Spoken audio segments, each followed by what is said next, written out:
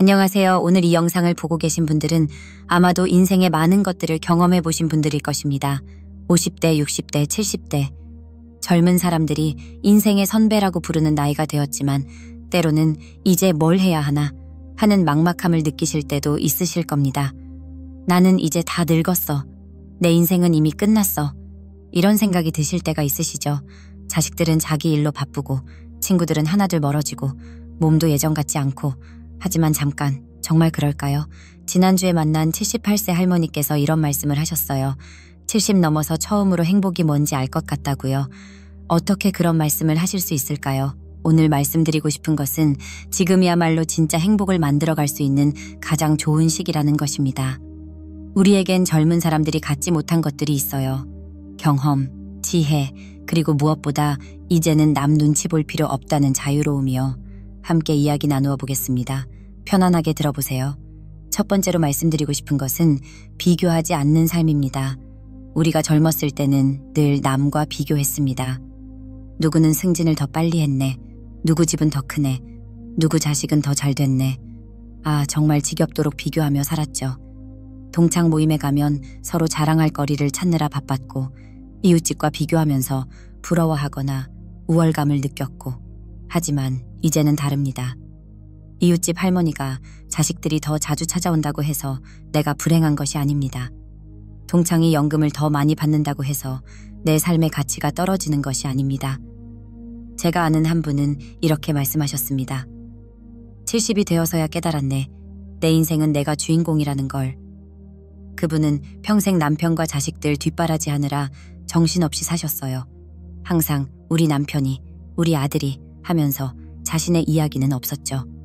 그런데 70이 되어서 문득 깨달으셨대요. 아, 나도 주인공이구나. 남의 인생과 비교하는 대신 어제의 나와 오늘의 나를 비교해보세요. 어제보다 조금 더 감사할 수 있다면, 어제보다 조금 더 평안하다면 그것만으로도 충분히 성장하고 있는 것입니다. 저 사람은 좋겠다. 자식이 효자라서. 이런 생각 대신에 우리 아이도 나름대로 사랑 표현을 하는구나 하고 생각해보세요. 어떤 할아버지는 아들이 명절에만 얼굴 비추니까 서운해하셨는데 어느 날 아들이 보낸 문자 하나를 보고 마음이 바뀌셨대요. 아버지, 요즘 날씨가 쌀쌀하니까 감기 조심하세요. 겨우 한 줄이었지만 그 속에 담긴 마음을 느끼시고는 아, 이 아이도 나를 걱정하고 있구나 하고 깨달으셨다고 해요. 두 번째는 작은 것에서 찾는 기쁨입니다. 젊을 때는 큰 것들을 꿈꿨습니다. 승진, 성공, 명예, 큰 집, 좋은 차. 하지만 나이가 들수록 진짜 소중한 것은 작은 것들이라는 걸 깨닫게 됩니다. 아침에 일어나서 마시는 첫 잔의 물이 얼마나 달콤한지, 베란다에서 키우는 화분에 새싹이 돋아나는 것을 보는 기쁨이 얼마나 큰지. 며칠 전에 만난 한 어르신께서 이런 말씀을 하셨습니다. 젊었을 때는 하루에 100만 원을 벌어도 기뻐하지 않았는데 지금은 동네 고양이가 나에게 다가와 주기만 해도 하루 종일 기분이 좋다. 정말 그래요. 젊었을 때는 월급이 올라도 이 정도로는 부족해 라고 생각했는데 지금은 마트에서 바나나가 할인한다고 하면 그렇게 기쁠 수가 없어요. 한 할머니는 매일 아침 베란다에 나가서 화분에 물을 주시는데 그게 하루 중 가장 행복한 시간이라고 하세요. 이 작은 화분들이 나를 기다리고 있다고 생각하니까 아침에 일어나는 게 즐거워져요. 또 다른 할아버지는 매일 동네 한 바퀴 도는 게 일과인데 길에서 만나는 강아지들과 인사하는 재미로 사신대요. 오늘은 몇 마리나 만날까? 하면서 나가시는 모습이 정말 행복해 보여요. 이것이 나이 들면서 얻는 지혜입니다. 행복은 멀리 있지 않아요. 바로 지금 여기에 있습니다. 젊을 때는 언젠가 성공하면 행복할 거야. 언젠가 돈 많이 벌면 행복할 거야 했지만 이제는 압니다. 행복은 언젠가에 있는 게 아니라 지금에 있다는 걸요. 세 번째는 과거와 화해하기입니다. 살다 보면 후회되는 일들이 참 많습니다. 그때 그렇게 하지 말았어야 했는데 좀 더 잘해줄 걸 그랬네. 왜 그때는 그렇게 고집을 부렸을까? 특히 자식들과의 관계에서 그런 후회가 많으실 거예요. 왜 그렇게 엄하게만 키웠을까? 공부하라고만 했지 한 번도 꿈이 뭔지 물어보지 않았네. 맞벌이 하느라 바빠서 아이들과 시간을 많이 못 보냈는데. 한 어머니는 이런 말씀을 하셨어요. 큰아들이 어릴 때 피아노를 배우고 싶어 했는데 남자가 무슨 피아노냐며 못하게 했어요. 지금 생각하니 왜 그랬나 싶어요. 하지만 과거를 바꿀 수는 없습니다. 다만 과거를 바라보는 시각은 바꿀 수 있어요. 실수도 있었지만 그 실수가 있었기에 배운 것도 있습니다. 힘든 시간도 있었지만 그 시간이 있었기에 지금의 내가 더 강해진 것도 있어요. 그 피아노 이야기를 한 어머니도 나중에 이렇게 말씀하셨어요. 그래도 아들이 튼튼하게 자라서 다행이에요. 그때는 그때 나름대로 최선이었어요. 맞습니다. 그때는 그때 나름대로 최선을 다했던 것입니다. 완벽하지 않았지만 그것도 나의 모습이었어요. 한 할아버지는 젊었을 때 사업 실패로 가족들에게 고생을 시켰던 걸 평생 미안해 하셨는데 어느 날 손자가 이런 말을 하더래요. 할아버지가 그때 힘들게 사셨던 이야기를 들으니까 저도 포기하지 않고 열심히 살아야겠다는 생각이 들어요. 과거의 상처도 때로는 누군가에게는 교훈이 되고 힘이 되기도 합니다. 과거의 나를 용서해 주세요. 완벽한 사람은 없어요. 실수하며 배우는 게 인생이니까요. 네 번째는 자신의 가치 인정하기입니다. 나이가 들면 자꾸 자신을 무가치하게 여기기 쉬워요. 이제 나는 쓸모없어. 젊은 사람들에게 짐만 되는구나. 세상이 너무 빨리 변해서 따라갈 수가 없어. 하지만 정말 그럴까요? 여러분이 살아온 세월 그 자체가 얼마나 귀한 자산인지 아세요? 전쟁을 겪었고 가난을 이겨냈고 자식을 키우고 가정을 꾸리고 그 모든 경험이 다 보물입니다. 한 할머니가 손녀에게 이런 말을 하셨대요. 할머니는 전기밥솥도 없던 시절에 아궁이에서 밥을 해먹었다고요. 그러니까 손녀가 와, 할머니 진짜 대단하다. 그때는 어떻게 살았어요? 하면서 눈을 반짝이더래요. 우리가 당연하게 여기는 경험들이 젊은 세대에게는 신기하고 배울 거리가 많은 이야기예요.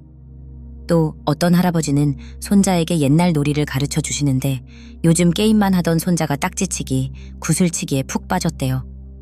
할아버지가 만든 종이 비행기가 장난감보다 더 재밌어요. 우리의 경험과 지혜는 돈으로 살 수 없는 소중한 것들입니다. 이제 구체적인 실천 방법들을 말씀드리겠습니다. 첫 번째는 아침 감사 인사입니다. 매일 아침 눈을 뜨면 잠깐 이런 말을 해보세요. 오늘도 눈을 뜰 수 있어서 감사합니다.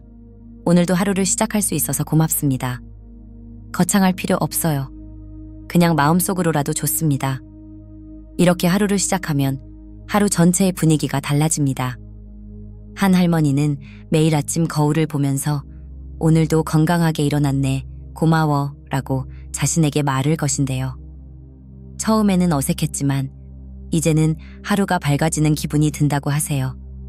또 다른 할아버지는 아침에 일어나면 창문을 열고 오늘도 좋은 하루 되겠네 라고 하늘에 인사를 하신대요. 비가 와도 오늘은 시원한 하루가 되겠구나, 흐려도 오늘은 편안한 하루가 되겠구나 하시면서요.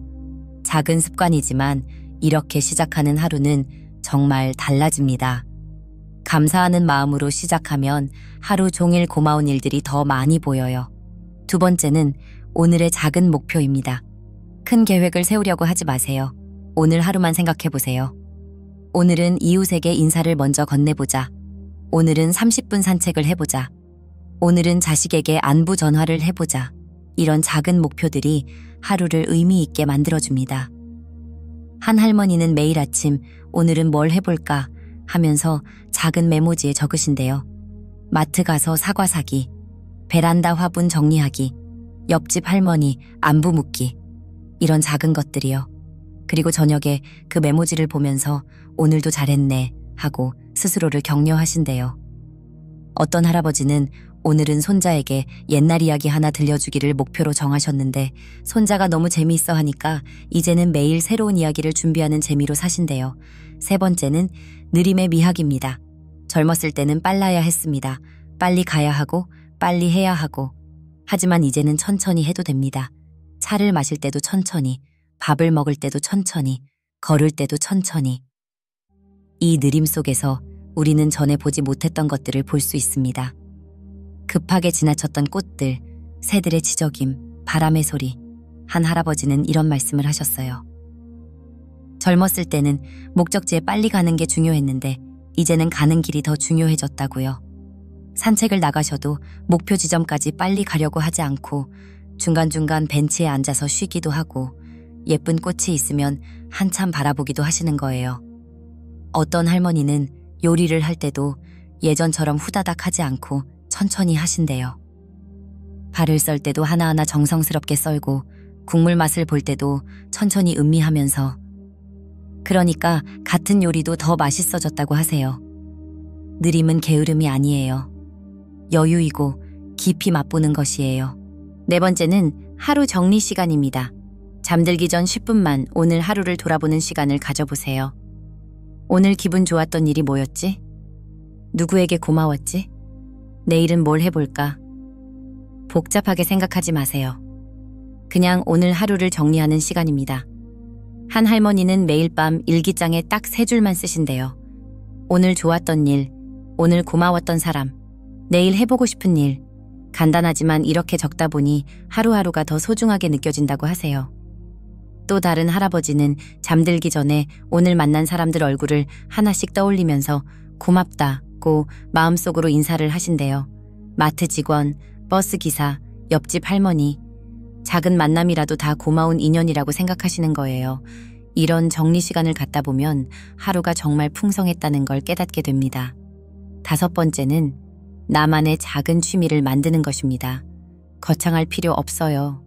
매일 낱말 퍼즐 하나 풀기, 꽃 한 송이 그려보기, 짧은 일기 쓰기. 중요한 것은 나만의 시간을 갖는 것입니다. 아무도 간섭하지 않는 나만을 위한 시간 말이에요. 한 할머니는 신문에서 예쁜 글귀를 오려서 공책에 붙이는 게 취미래요. 마음에 드는 문장을 보면 가위로 오려서 붙여놓고 틈틈이 읽어봐요. 그러면 마음이 풍요로워져요. 어떤 할아버지는 매일 한자 한 글자씩 써보기를 하신대요. 젊었을 때 배우지 못한 한자를 이제라도 배워보자고 시작하셨는데 이제는 손자에게 한자를 가르쳐주는 재미까지 생겼다고 해요. 또 다른 할머니는 매일 시 한 편씩 외우기를 하세요. 윤동주, 김소월, 젊었을 때 좋아했던 시들을 다시 읽으니까 그때 감정이 되살아나요. 나이가 들어서도 새로운 걸 배우고 도전하는 것만큼 젊어지는 일은 없어요. 이제 사람들과의 관계에 대해 이야기해 보겠습니다. 나이가 들수록 사람들과의 관계가 소원해지기 쉽습니다. 하지만 외로워하면서도 먼저 다가가기는 어려워해요. 젊은 사람들은 바쁠 텐데 내가 괜히 끼어들면 안 되지. 나이 차이가 너무 나는데 무슨 할 말이 있겠어. 요즘 젊은 사람들과는 대화가 안 통해. 하지만 먼저 마음을 열어보세요. 먼저 인사하고, 먼저 안부를 묻고, 먼저 관심을 보여주세요. 한 할머니는 아파트 엘리베이터에서 만나는 젊은 엄마들에게 먼저 인사를 하기로 마음먹으셨대요. 처음에는 어색했지만 지금은 할머니 안녕하세요 하면서 먼저 인사해주는 아이들도 생겼다고 해요. 나이 들어서 뭔가 부탁하는 것 같아서. 이런 생각 버리세요. 따뜻한 마음으로 다가가는 어르신을 싫어할 사람은 없어요. 오히려 젊은 사람들도 어르신들과 대화하고 싶어 해요. 다만 어떻게 다가가야 할지 모를 뿐이에요. 한 할아버지는 동네 편의점에서 아르바이트하는 대학생과 친해지셨어요. 처음에는 그냥 고생 많다고 한마디 하신 게 시작이었는데 이제는 그 학생이 할아버지를 기다린다고 해요. 할아버지랑 이야기하면 마음이 편해져요. 2번째는 들어주는 힘입니다. 나이가 들면 말하고 싶은 게 많아집니다. 경험도 많고 조언할 것도 많고. 하지만 때로는 말하기보다 들어주는 것이 더 소중해요. 특히 젊은 사람들, 자녀들과 대화할 때는 더욱 그렇습니다. 조언하려 하지 말고 그냥 들어주세요. 그랬구나. 힘들었겠네. 잘했네. 이런 말 한마디가 때로는 100마디 조언보다 큰 힘이 됩니다. 한 어머니는 며느리와의 관계 때문에 고민이 많으셨어요. 며느리가 집안일을 하는 방식이 마음에 안 들어서 자꾸 조언을 하게 되는데 그럴 때마다 며느리가 불편해하는 게 느껴졌대요. 그래서 방법을 바꾸셨어요. 조언하는 대신 그냥 들어주기로 하신 거예요. 며느리가 요즘 아이가 밥을 안 먹어서 걱정이에요 라고 하면 예전에는 이렇게 해봐라, 저렇게 해봐라 했는데 이제는 정말 걱정되겠네. 엄마 마음이 얼마나 애타겠어 라고 공감해 주신대요. 그랬더니 며느리가 오히려 더 마음을 열고 이야기하더래요. 어머니, 사실은 하면서 고민을 털어놓기 시작하고 나중에는 어머니 말씀 맞는 것 같아요. 이렇게 해볼게요 라고 하더래요. 들어주는 것만으로도 사람은 위로받고 답을 찾게 됩니다. 세 번째는 서로 다름 인정하기입니다. 요즘 젊은 사람들이 이해되지 않을 때가 있으실 겁니다. 우리 시대와는 너무 다르니까요. 요즘 젊은 사람들은 왜 이렇게 자기 생각만 할까? 우리 때는 안 그랬는데 예의가 없어졌어. 하지만 다르다고 틀린 것은 아닙니다. 시대가 바뀌었으니 사는 방식도 바뀔 수밖에 없어요. 우리는 우리의 방식대로, 그들은 그들의 방식대로. 서로 다름을 인정하고 존중할 때 진짜 소통이 시작됩니다. 한 할아버지는 손자가 스마트폰만 들여다보는 모습이 이해가 안 되셨대요. 우리 때는 친구들과 밖에서 뛰어놀았는데 하시면서 걱정이 많으셨죠. 그런데 어느 날 손자가 할아버지 이거 봐요. 할아버지가 좋아하실 만한 옛날 사진들이에요 라고 스마트폰을 보여주더래요.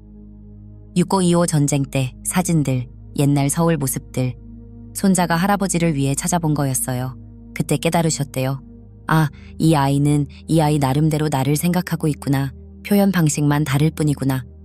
이제는 손자와 함께 스마트폰으로 옛날 사진도 보고 할아버지는 그때 이야기를 들려주시고 새로운 소통 방식을 찾으셨어요. 네 번째는 세대 간 소통의 비결입니다. 젊은 세대와 대화할 때 가장 중요한 것은 가르치려 하지 않기입니다. 내가 너만 할 때는, 인생 경험이 많은 내가 보기에는 이라는 말로 시작하면 젊은 사람들은 벌써 마음의 문을 닫습니다. 대신 그렇구나. 요즘은 그렇게 하는구나. 신기하네. 나도 배워야겠다. 라는 자세로 접근해보세요. 한 할머니는 딸이 요리하는 방식이 자신과 너무 달라서 답답하셨대요. 딸은 온라인으로 레시피를 찾아보고 새로운 조미료도 쓰고 내가 해주면 더 맛있게 할 수 있는데 하는 마음이 계속 들었다고 해요. 그런데 어느 날 딸이 만든 요리를 먹어보니 정말 맛있더래요. 그래서 이거 어떻게 만든 거야? 라고 물어보니까 딸이 신이 나서 레시피도 알려주고 만드는 과정도 보여주더래요. 아, 내가 가르치려고만 하지 말고 배우려는 자세를 가져야겠구나 하고 깨달으셨대요. 이제는 딸에게 새로운 요리법도 배우고 할머니는 전통 요리법을 알려주시고 서로 가르치고 배우는 관계가 되셨어요. 다섯 번째는 외로움 극복하기입니다. 나이가 들면서 가장 힘든 게 외로움이에요. 배우자를 먼저 보내신 분들, 자식들이 멀리 있는 분들, 건강 때문에 활동이 제한되신 분들. 하지만 외로움은 혼자 있는 것과는 다릅니다. 사람들 속에 있어도 외로울 수 있고 혼자 있어도 외롭지 않을 수 있어요. 한 할머니는 남편을 보내고 나서 너무 외로우셨대요. 50년을 함께 산 사람이 없으니까 모든 게 허전하고. 그런데 어느 날 동네 봉사활동에 참여하게 되셨어요. 처음에는 내가 뭘 도울 수 있겠어 하시면서 망설이셨는데 독거노인 도시락 배달 봉사를 시작하셨어요. 자신보다 더 외로운 분들을 만나면서 오히려 마음이 따뜻해지셨대요. 나도 외롭지만 저분들은 나보다 더 외로우시겠구나. 내가 조금이라도 도움이 될 수 있다면 하는 마음으로 시작했는데 이제는 그분들이 할머니를 기다린다고 해요. 외로움을 극복하는 가장 좋은 방법은 다른 사람에게 관심을 갖는 것입니다. 여섯 번째는 새로운 인연 만들기입니다. 이 나이에 무슨 새로운 친구야 라고 생각하실 수도 있지만 나이는 우정에 방해가 되지 않아요. 한 할아버지는 70세에 컴퓨터를 배우러 가셨다가 같은 반 할머니와 친해지셨어요. 둘 다 컴퓨터 초보라서 서로 모르는 걸 물어보고 알려주면서 친해졌대요.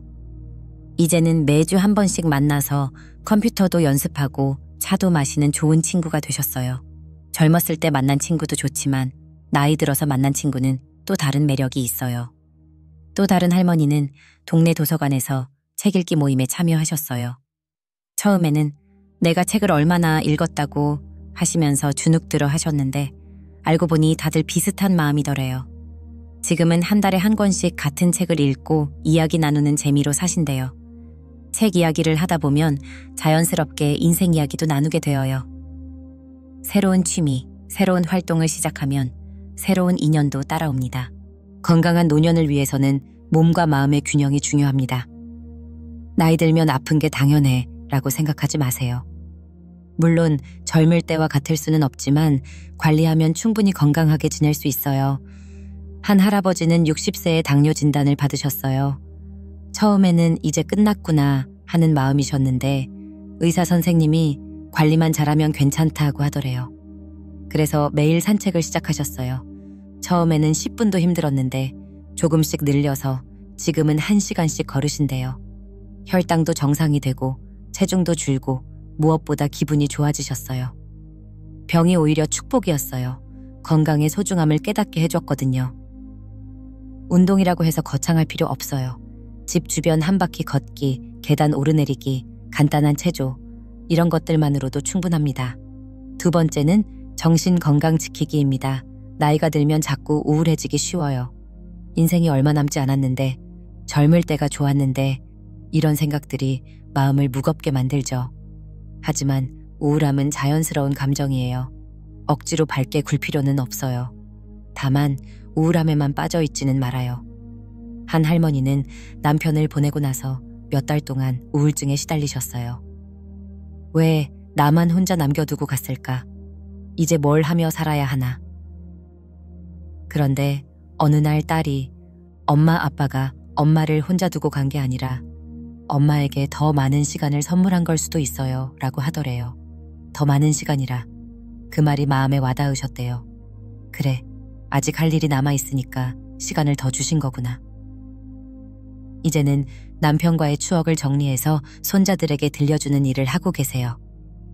할아버지가 얼마나 좋은 분이셨는지 손자들이 알아야죠. 슬픔도 소중한 감정입니다. 슬퍼할 때는 충분히 슬퍼하되 그 슬픔을 의미 있는 일로 바꿔보세요. 세 번째는 노예 건강 지키기입니다.